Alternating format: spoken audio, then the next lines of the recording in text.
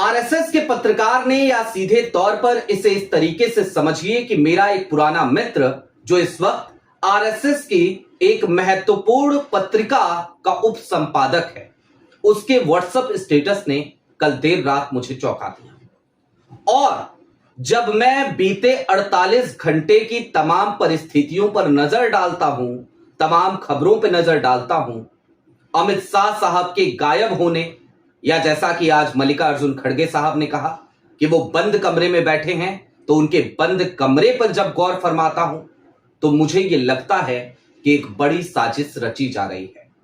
और ये सिर्फ मुझे नहीं लग रहा, वाकई में रची जा रही है। उसके तमाम सबूत आज आपको मैं दिखाऊंगा, साथ ही साथ वो व्हाट्सएप स्टेटस तो दिखाऊंगा ही। जाहिर सी बात है, आरएसएस की पत्रिका है पांचजन्य, और पांचजन्य का उपसंपादक अगर कुछ लिख रहा है तो यूं ही नहीं लिख रहा, उसके पास इनपुट हैं।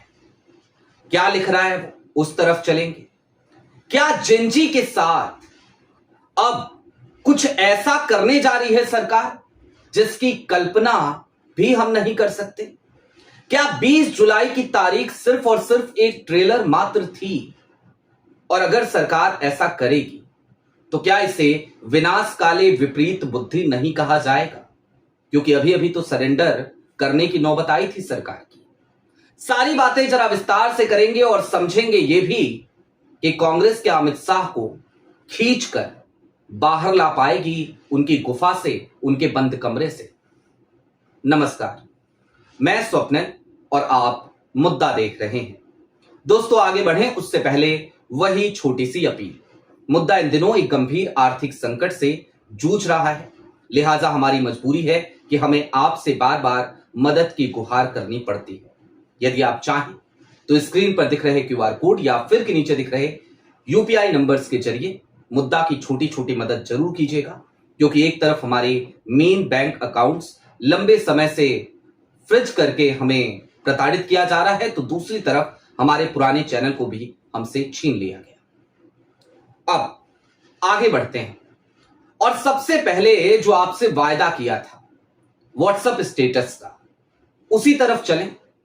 लेकिन उससे पहले मुझे लगता है कि जरा ये जो व्हाट्सएप स्टेटस है ना, इसको कहीं ना कहीं इसमें मुहर लगाने के लिए आपको दो खबरें अपनी स्क्रीन पर देखनी चाहिए। एक खबर प्रभात खबर की है। यह खबर आती है बिहार से। मोहम्मद सदाकत नाम के एक व्यक्ति हैं, व्यक्ति क्या बच्चा ही है, जंजी है। फिलवक्त वो रूस में है, ईश्वर उसे सलामत रखे। रूस की स्थिति हमसे आपसे छिपी हुई नहीं है, लेकिन वो रूस में था और रसिया में रहते हुए इसके खिलाफ एफआईआर बिहार में दर्ज हो गई। जरा सोचिए, कोई व्यक्ति इस देश में मौजूद ही नहीं है जब प्रोटेस्ट चल रहे हैं, उसके बाद भी उसके खिलाफ एफआईआर दर्ज हो जाती है। हालांकि हो सकता है इसमें योगदान उसके नाम का भी हो, और नाम को लेकर के अगली वीडियो जो मैं लाऊंगा, जो आज सदन में हुआ, वो और ज्यादा चौंकाता है। लेकिन अब दूसरी खबर, सीजेपी से एक वायदा किया था। किसने? केंद्र सरकार ने। क्या था वायदा? लिखित गारंटी का। गारंटी इस बात की कि कोई भी केस भविष्य में दर्ज नहीं होगा और तमाम केस वापस लिए जाएंगे। लेकिन अब तक वो लिखित गारंटी केंद्र सरकार ने सीजेपी के हवाले नहीं की है। और अब आगे बढ़िए उस व्हाट्सएप स्टेटस की तरफ, फिर राज्यसभा चलेंगे। मल्लिकार्जुन खड़गे ने जो कहा वो 44 सेकंड की एक वीडियो जरूर सुनेंगे। लेकिन उससे पहले ये व्हाट्सएप स्टेटस आपकी स्क्रीन पर है। इन सज्जन का नाम है शिवम दीक्षित।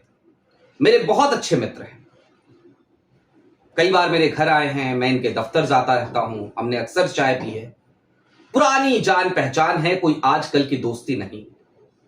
अभी 2 दिन पहले मेरी फोन पे बातचीत भी हुई थी। जब भी बातचीत होती है, शिवम एक ही बात कहते हैं कि भाई यार, व्यक्तिगत बातें करते हैं, क्या पॉलिटिक्स की बात करनी। जाहिर सी बात है, पॉलिटिक्स की बात शिवम से मैं करना भी नहीं चाहता। लेकिन शिवम का ये जो व्हाट्सएप स्टेटस है, ये जरा आप गौर से देखिए कि केंद्र सरकार ने यह ठान लिया है कि अब सीजेपी से ब्लैकमेल नहीं होना है। 20 से 26 जुलाई तक जो कुछ भी हुआ, वो हो गया, लेकिन अब क्या करेगी सरकार? वो माहौल दूसरा था, ये माहौल दूसरा है।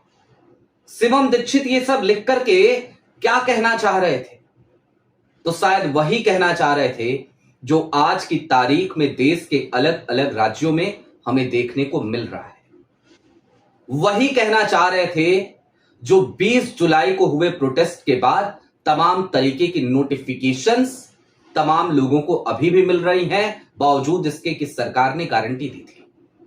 और क्या अब अगर छात्र सड़कों पे उतरेंगे, जिन सड़कों पर उतरेंगे, तो उनसे जो कुछ 20 जुलाई को हुआ उससे ज्यादा बर्बरता से निपटा जाएगा? क्या यह है सरकार की मंशा? अमित शाह डर करके सदन में नहीं आ रहे हैं, या फिर कि अंदर बैठकर, भीतर बैठकर वो इसी की कोई प्लानिंग कर रहे हैं? तो जो खबरें आई वो खबरें भी कहीं ना कहीं इसी ओर इशारा करती हैं। अमित शाह साहब होम सेक्रेटरी और आईबी चीफ से लगातार मुलाकातें कर रहे हैं, संसद भवन के भीतर ही मुलाकात कर रहे हैं, सदन में नहीं जा रहे, लोकसभा या राज्यसभा में नहीं जा रहे, लेकिन मुलाकातों का सिलसिला जारी है। तो क्या प्लानिंग चल रही है? सुप्रीम कोर्ट का जो फैसला आया, उस फैसले का पॉइंट नंबर 4 वो भी इसी तरीके के अंदेशे को जन्म देता है। पार्ट नंबर 4 जो इंटरिम ऑर्डर आया सीजेआई सूर्यकांत की बेंच से कि पुलिस पर्सनल्स की फैमिली का जो एफआईआर है या जो एग्जिस्टिंग एफआईआर है उसकी जांच होनी चाहिए, उसका प्रूफ होना चाहिए। तो ये सब कुछ कुल मिला जुलाकर उस दिशा में हमें बढ़ता हुआ दिख रहा है, ये जहां पर छात्रों के आंदोलन को बुरी तरीके से कुचलने की एक साजिश रची जा रही है। और जो स्टे लिया गया धर्मेंद्र प्रधान का इस्तीफा करा के, वो इस्तीफा सिर्फ एक कूलिंग पीरियड मात्र था। खैर, राज्यसभा मल्लिकार्जुन खड़गे 86 साल के बुजुर्ग हैं। खड़गे साहब कांग्रेस के अध्यक्ष हैं। 44 सेकंड की उनकी एक वीडियो आपको देखनी चाहिए। 44 सेकंड की एक वीडियो जो ये बताती है कि हो ना हो, कांग्रेस आज नहीं तो कल अमित शाह की जवाबदेही तय करेगी। उन लाठियों के लिए, उन गोलियों के लिए, पुलिसिया बर्बरता के लिए, छात्राओं के साथ हुई अभद्रता के लिए, पैलेट गन से आंख खोए हुए उन बच्चों के लिए। सुनिए क्या कह रहे हैं मल्लिकार्जुन खड़गे साहब। गया, किसका कान गया, किसका हाथ गया, किसका पैर टूटा, इसका जिम्मेदार कौन है? इसका जिम्मेदार आप है, होम मिनिस्टर है। आप बंद कमरे में रह के आप सुन रहे होंगे मेरी बात, लेकिन आप बंद कमरे में रह के बहुत दिन छुप नहीं सकते। एक दिन हम बाहर खींच के लाएंगे और जनता के सामने हम दिखाएंगे इनके दिल में क्या है। जी हां, बंद कमरे में बैठे हैं, खींच कर बाहर लाएंगे। मल्लिकार्जुन खड़गे साहब ने आज और भी बहुत सारी बातें कही हैं, लेकिन उन्होंने बकायदा कहा प्रधानमंत्री नरेंद्र मोदी से कि भाई आप में हिम्मत है कि आप उन्हें हटा सको, हिम्मत है तो हटाओ अमित शाह को, और अगर अमित शाह इस्तीफा नहीं दे रहे हैं तो बर्खास्त करो मंत्रिमंडल से, क्योंकि कोई भी ऐसा होम मिनिस्टर जिसके अंतर्गत काम करने वाली फोर्स इस तरीके से ब्रूटली छात्रों के साथ व्यवहार करे, इस तरीके की ब्रूटलिटी दिखाए, तो फिर उस व्यक्ति को कुर्सी पर बैठने का कोई अधिकार नहीं है। मल्लिकार्जुन खड़गे साहब आज की तारीख में मतलब सैल्यूट है, 86 साल की उम्र, और इस तरीके की दहाड़, इस तरीके की गर्जना, जाहिर सी बात है राज्यसभा हो या लोकसभा हो, कुछ भी आजकल चल नहीं पा रहा है। ऐसा नहीं है कि विपक्ष हंगामे कर रहा है, विपक्ष तो कह रहा है अमित शाह साहब आए, आकर के जवाब दें, लेकिन सत्ता पक्ष की अपनी जिद है और जिद इस बात की कि क्यों जवाब दें, क्योंकि हम लोकतंत्र के लिए जवाबदेह नहीं है, लोकतांत्रिक व्यवस्थाओं के प्रति जवाबदेह नहीं है। और क्या यह हिम्मत इसलिए है क्योंकि सरकार को पता है, भारतीय जनता पार्टी को पता है कि भाई बैठे हुए हैं ज्ञानेश कुमार शाह साहब के लाडले, तो जो चुनावी सिस्टम है जब वही कोलैप्स है, जब वोट चोरी हो रही है, तो फिर काहे की जवाबदेही और काहे को जवाब देना और काहे को अपना सर दर्द कराना। आज बांकीपुर में उपचुनाव चल रहे हैं, वही सीट है ये जहां से नितिन नवीन जो भारतीय जनता पार्टी के राष्ट्रीय अध्यक्ष है, वो विधायक हुआ करते थे, वो राज्यसभा आ गए तो उनकी सीट वैकेंट हुई, खाली हुई। आज वहां पे उपचुनाव चल रहे हैं और वहां की तमाम वीडियोज आई आज, कई वीडियोज। एक महिला वोट डालने पहुंची तो पता चला कि उसका वोट पहले ही डाला जा चुका है। जरा सोचिए, महिला पहुंच रही है वोट डालने और कहा जा रहा है वोट डाला जा चुका है। तो क्या इसी वाले सिस्टम के भरोसे मोदी और शाह इस देश के लोकतंत्र को धता बताने की कोशिश कर रहे हैं क्या?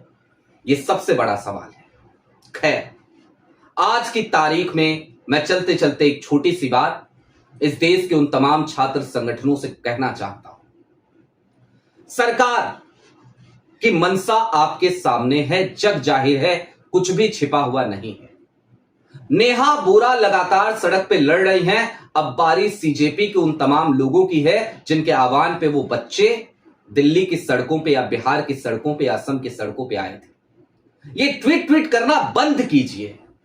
ये मीडिया की माइक के सामने सरकार को गीदड़ भभकी देना बंद कीजिए कि भाई हम छात्रों को लेकर के फिर से सड़क पे उतरेंगे। बंद कीजिए साहब, पहले आप उतरिए, उतर करके हिसाब मांगिए, लाठियों का हिसाब मांगिए, पैलेट गन्स का हिसाब मांगिए। आज की तारीख में आप इस बात का कि जब आपने वायदा किया था लिखित गारंटी देंगे, तो लिखित गारंटी अब तक क्यों नहीं दी गई? और नहीं मांग सकते तो देश से माफी मांगिए। सीजेपी के तमाम लोग, वो फाउंडर अभिजीत दीपके, आशुतोष राका, सौरभ दास, सब आके माफी मांगे और कहें कि भैया हमसे नहीं हो पाएगा, आप लोग लड़ लो, नेहा बोरा आप संभाल लो जिम्मेदारी, हम नहीं कर पाएंगे, हमसे ना हो पाएगा। खैर दोस्तों, एक तरफ शाह साहब मिस्टर इंडिया बने बैठे हैं, किसी गुफा में बैठे हैं। कैमरे पे हालांकि तस्वीर आ गई जब आईबी चीफ से मिलने के लिए गए थे संसद भवन, लेकिन दूसरी तरफ प्रधानमंत्री नरेंद्र मोदी जो लगातार कैमरों के सामने हर दिन आया करते थे, वो तो पूरी तरीके से गायब है। बिल पास हो रहे हैं सदन में, लेकिन ये दोनों लोग सदन में नहीं आ रहे। तो नहीं आ रहे तो कौन सी खिचड़ी पका रहे हैं? ये शायद उस संघी पत्रकार के, अब इस वीडियो के बाद जाहिर सी बात है मित्रता बचेगी नहीं बचेगी, इसकी क्या गारंटी? जो खबरें कभी कभी कुछ इनपुट आ जाता था वहां से, वो आ पाएगा कि नहीं आ पाएगा, क्या गारंटी? लेकिन हां, इतना जरूर है कि ये मुद्दा बेहद जरूरी था, लिहाजा हमने आपके सामने रखा, मित्रता ताक पे रखी। आपकी क्या राय है वो हमें कमेंट बॉक्स में जरूर बताइएगा। अभी के लिए दीजिए इजाजत। चलते चलते फिर वही अपील, चैनल पे नए हो तो सब्सक्राइब करते हुए जाइएगा, सक्षम हो तो मुद्दा की छोटी छोटी मदद जरूर कीजिएगा ताकि हमारी बेबाकी यूं ही बरकरार रहे। बहुत शुक्रिया।